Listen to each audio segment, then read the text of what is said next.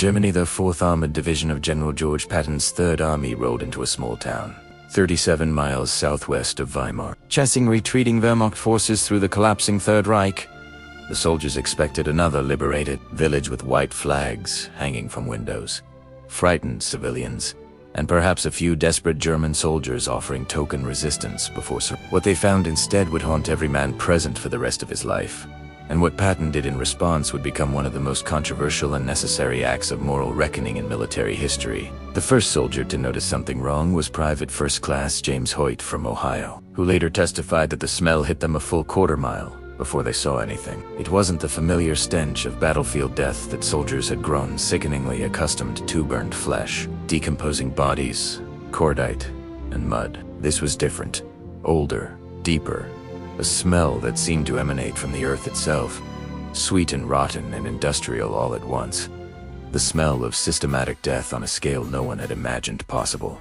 As the tanks pushed forward, the source revealed itself a complex of wooden barracks, surrounded by barbed wire, guards towers standing empty, gates hanging open where SS guards had fled just hours earlier. The camp was called Ohrdruf, a subcamp of Buchenwald, and it held approximately 11,000 prisoners when the Americans arrived. Though held was perhaps the wrong word, contained was more accurate, warehoused more honest. These weren't prisoners in any conventional sense. They were the remnants of human beings, walking skeletons dressed in striped rags, many too weak to stand, some already dead but not yet fallen, propped against barracks walls by the living who lacked the strength to move them. Private Hoyt would later write in letters home that he'd seen combat across France and into Germany, had witnessed the aftermath of artillery barrages that left body parts scattered across fields, had pulled dead friends from burning tanks. "Nothing prepared me for this,"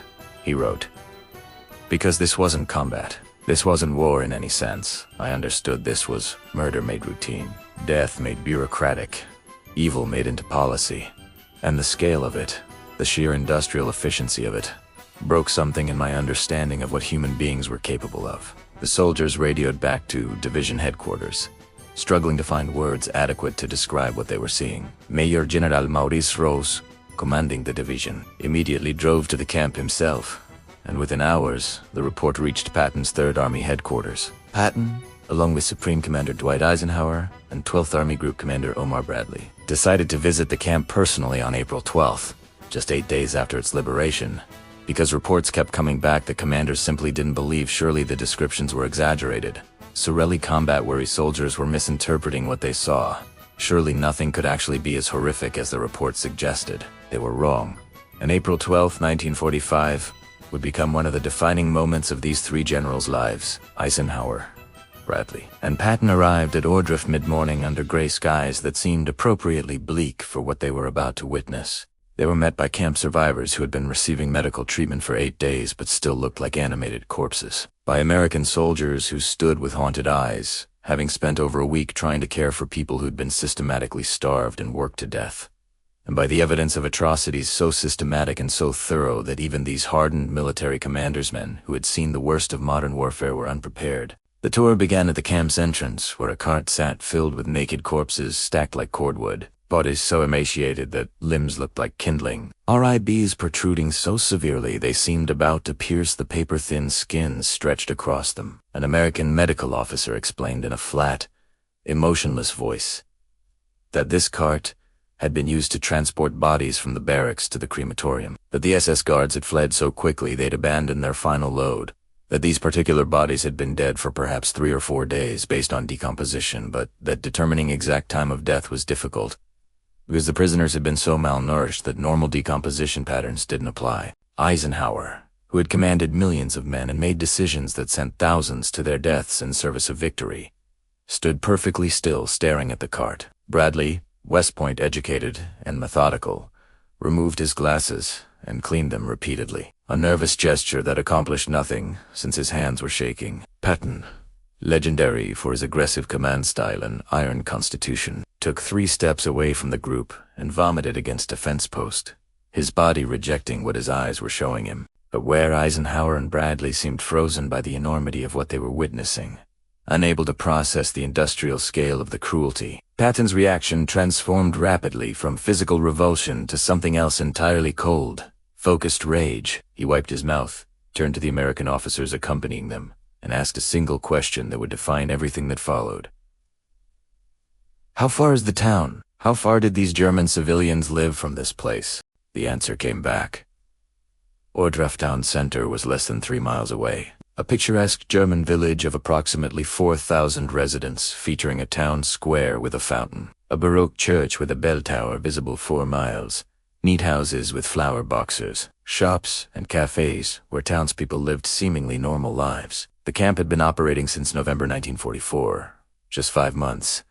But in that time, thousands of prisoners had passed through, worked to death building underground storage facilities for Nazi war materials, their bodies cremated in an oven that still contained charred human remains when the Americans arrived. Patton asked another question. Did any of these townspeople ever claim they didn't know what was happening here? The American officers confirmed that yes, in the 8 days since liberation, German civilians from Ohrdruf had been interviewed and universally claimed complete ignorance. They had no idea the camp existed, had never seen prisoners being marched through town, had never smelled the smoke from the crematorium, had never wondered why thousands of people arrived by train but were never seen leaving. This was when Patton made his decision, the decision that would become legendary in military history and spark debates about justice, collective guilt, and the moral obligations of civilian populations that continue to this day. He turned to the senior officer present and gave an order in a voice witnesses described as unnaturally calm. The kind of calm that comes from rage so complete it achieves a kind of terrible clarity. "I want every civilian in that town brought here, the mayor, the town council, every adult who claims they didn't know. I want them marched through this camp. I want them to see every body, every building, every piece of evidence, and I want it done today." The officer hesitated, asking if Patton meant some kind of official delegation or perhaps town leadership, and Patton's response left no room for interpretation. "I mean everyone. I want 1,000 Germans from that town brought here at gunpoint if necessary. And I want them to see what they pretended not to know. I want them to smell what they pretended not to smell. And I want them to understand that ignorance is not innocence when evil happens in your backyard." Wheat no worse American soldiers entered Ohrdruf, with orders that shocked even combat-hardened troops.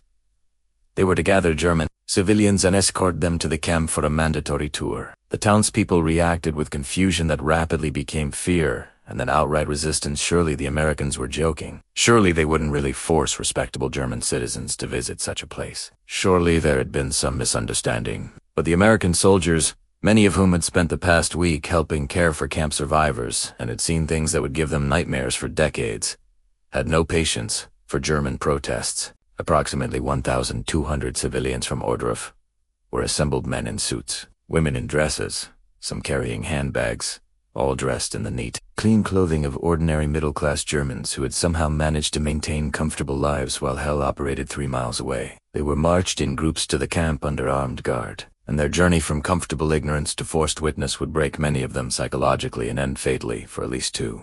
The mayor of Ohrdruf was a man in his mid-50s who wore a Nazi party pin on his lapel and had governed the town throughout the war. He walked at the front of the first group of civilians, maintaining a posture of dignity and indignation that this was somehow improper, that forcing civilians to witness such things violated some unspoken rule of civilized behavior. That dignity lasted approximately 30 seconds after entering the camp. Collapsing the moment, the smell fully hit him and the first corpse cart came into view. American soldiers serving as guides for these forced tours reported that the German civilians' reactions followed a patterned initial denial that what they were seeing was real. Surely these were propaganda props.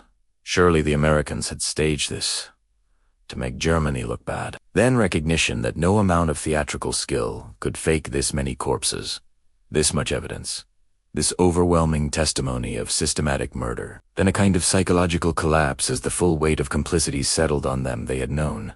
Perhaps not details, but certainly the outline, and they had chosen comfort over conscience. The tour proceeded through the barracks where prisoners had been housed, told to a bunk designed for one, through the work areas where men had been beaten to death for moving too slowly, through the crematorium where bodies were still stacked, waiting for burning, through the gallows where prisoners had been hanged for infractions like stealing a potato or looking an SS guard in the eye. At each station, American soldiers provided matter-of-fact descriptions of what had happened here. their voices carefully controlled because letting emotion through would mean risking complete breakdown.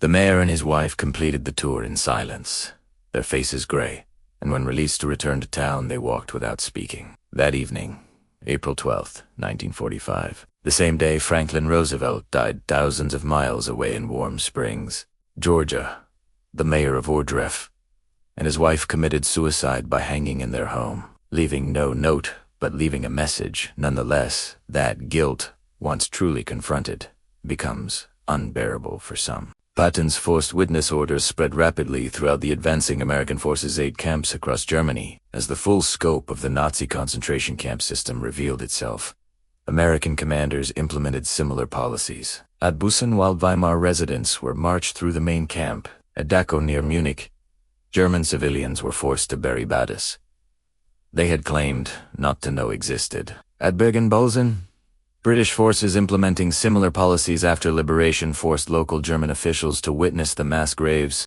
Eisenhower took the lesson of Ohrdruf even further, ordering that American soldiers be brought through liberated camps so they would understand with perfect clarity what they had been fighting against. He also invited congressional delegations and journalists to visit and document the camps, understanding that without overwhelming evidence, future generations might doubt that such systematic evil had actually occurred. His reasoning, preserved in letters and official communications, was prophetic. The things I saw beggared description, the visual evidence, and the verbal testimony of starvation, cruelty, and bestiality were so overpowering as to leave me a bit sick, but I want to see these things myself, in order to be in a position to give first-hand evidence of these things if ever. In the future, there develops a tendency to charge these allegations merely to propaganda. The forced-to-witness policy sparked immediate controversies. Argued it was collective punishment, that forcing civilians to view atrocities they hadn't personally committed violated principles of individual rather than collective guilt. Others, including most of the soldiers who had liberated the camps, felt it was the absolute minimum moral requirement for a population that had allowed, enabled, or actively supported a regime that built such places. Patton himself never expressed doubt about his decision, writing in his diary that if anything the policy should have been more extensive, that every German should be forced to see what had been done in their name. The legacy of Ohrdruf and Patton's forced witness order extends far beyond 1945. It established a precedent that societies bear some collective responsibility for the crimes committed by their governments, that claiming ignorance is morally insufficient when evidence of evil is all around, that bearing witness to atrocity is sometimes a moral obligation even when painful. The Nuremberg trials that followed the war would grapple with these same questions of guilt, complicity, and what ordinary citizens owe to justice when their government commits crimes against humanity. What Patton forced German civilians to do when he discovered Ohrdruf wasn't about revenge, though certainly rage played a role in his decision. It was about something deeper, about forcing a confrontation with truth that Germans had systematically avoided, about making the cost of willful ignorance unbearable, about ensuring that at least some segment of German society could never again claim they simply didn't know. Whether this forced reckoning helped or hindered Germany's post-war moral recovery remains debated. But what's undeniable is that Patton understood something crucial. Evil flourishes not just through the actions of perpetrators, but through the silence and deliberate blindness of ordinary people who choose comfort over conscience, who choose not to see what's right in front of them, because seeing would require action they're unwilling to take.